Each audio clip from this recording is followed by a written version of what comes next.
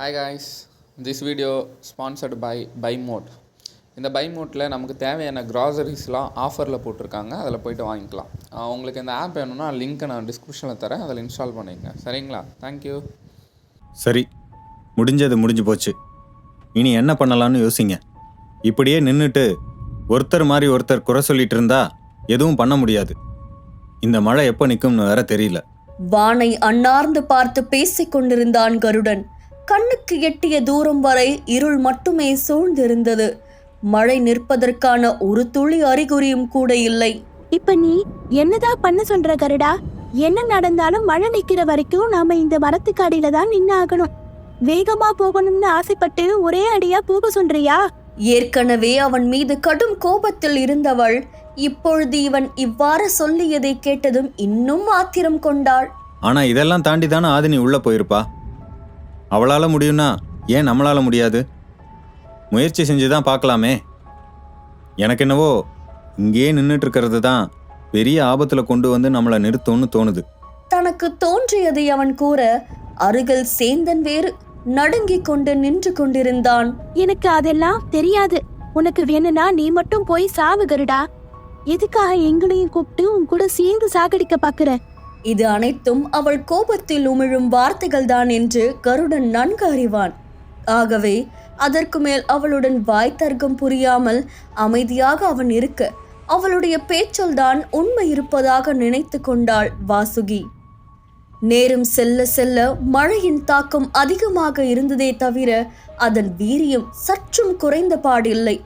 அதே நேரம் நால்வரும் நின்று கொண்டிருந்த அந்த குறிப்பிட்ட இடம் முழுவதும் சேராக மாறி ஒரு புதைக்குழியை உருவாக்கி கொண்டிருப்பதை அவர்கள் அறியவில்லை.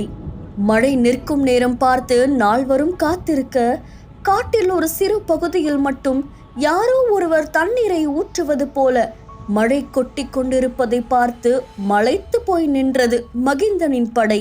இதென்ன ஆச்சரியம்! நாம் இருக்கும் இடத்தில் மழை இல்லை.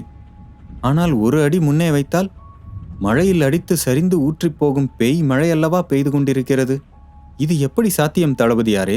கண் முன்னால் கண்டு கொண்டிருக்கும் அதிசயத்தை நம்ப முடியாமல் வாயை பெரிதாக பிளந்து அனைவரும் பார்த்து கொண்டிருக்க இது வெறும் ஆரம்பம் கட்டும்தான் என்று மகிந்தனுக்கு நன்றாக புரிந்தது. சரி, முன்னேறிச் செல்ல ஏதேனும் வாய்ப்பு இருக்கிறதா என்று ஒரு சிலர் மட்டும் முன்னே சென்று பார்த்துவிட்டு வாருங்கள். தேர்ந்தெடுக்கப்பட்ட ஒரு மூவரை மட்டும் காட்டுக்குள் மழையில் மகிந்தன் அனுப்ப அவர்களோ உயிரை கையில் பிடித்து கொண்டு உள்ளே சென்றார்கள். பார்த்து ஜாக்கிரதை! கால் சருகி கீழே விழப்போன வாசுகியை தாங்கி பிடித்து கொண்டான் கருடன். அவளும் அவனுடைய தோள்பட்டையை கெட்டியாக பிடித்து கொண்டு மீண்டும் அவளுடைய இடத்தில் சரியாக நின்று கொண்டாள். என்ன பார்த்துக்க, எனக்கு தெரியும். வேற யாரும் என் வாழ்க்கைக்குள்ள குறுக்களை வர தேவையில்லை. சொல்லிவை மாதவி. கண்களை உருட்டி பிரட்டி சொன்னவளின் உதடு ஒரு நொடிக்குள் போட்ட ஒய்யார நாட்டியத்தை பார்த்து இதழ் வளைத்து சிரித்தான் கருடன். ஆனால் அதை அவள் பார்க்காத வண்ணம் தலையை சற்றே திரும்பி சிரிக்க அவள் அவனை கிண்டல் செய்துதான் உதட்டை வளைக்கிறான் என்று நினைத்து கொண்டாள் தேவகி. அவனின் அருகே நிற்க பிடிக்கவில்லை அவளுக்கு. தன்னை அவன் நிராகரித்து விட்டான் என்னும் கோபம் அவளுக்குள் கொழுந்து விட்டு எரிய கொட்டிய மழையாலும் அந்த நெருப்பை அணைக்க முடியவில்லை. மாதவி, எனக்கு ஒரு உதவி செய்வியா?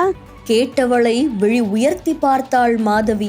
இந்த கொட்டுற மழையிலையும் உனக்கு காதல் சண்டையெல்லாம் தேவைதான் அடி. இவர்களின்